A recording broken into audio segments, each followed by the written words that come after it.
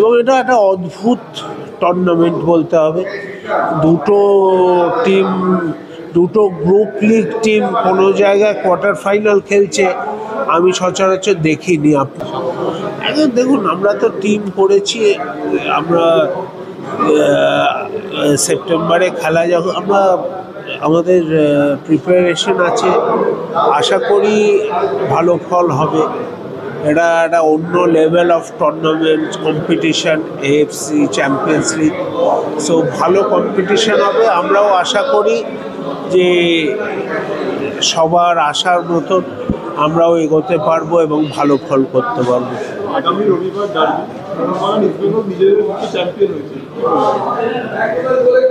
আগামী রবিবার ডার্বি, মোহনবাগান ইস্টবেঙ্গল নিজেদের পক্ষে চ্যাম্পিয়ন হয়েছে, কতটা হাড্ডাহাড্ডি হতে পারে? দেখুন, এটা হাড্ডাহাড্ডি তো হতেই পারে এবং এটা একটা অদ্ভুত টুর্নামেন্ট বলতে হবে।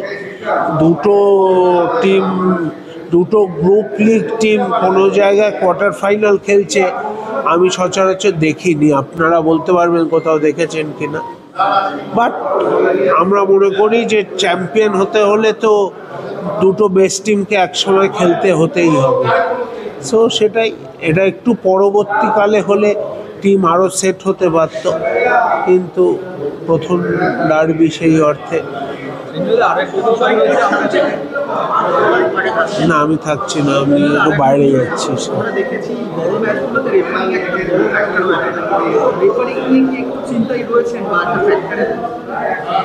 দেখুন, রেফারিং নিয়ে মাঝে মাঝে ভুলভ্রান্তি হয়।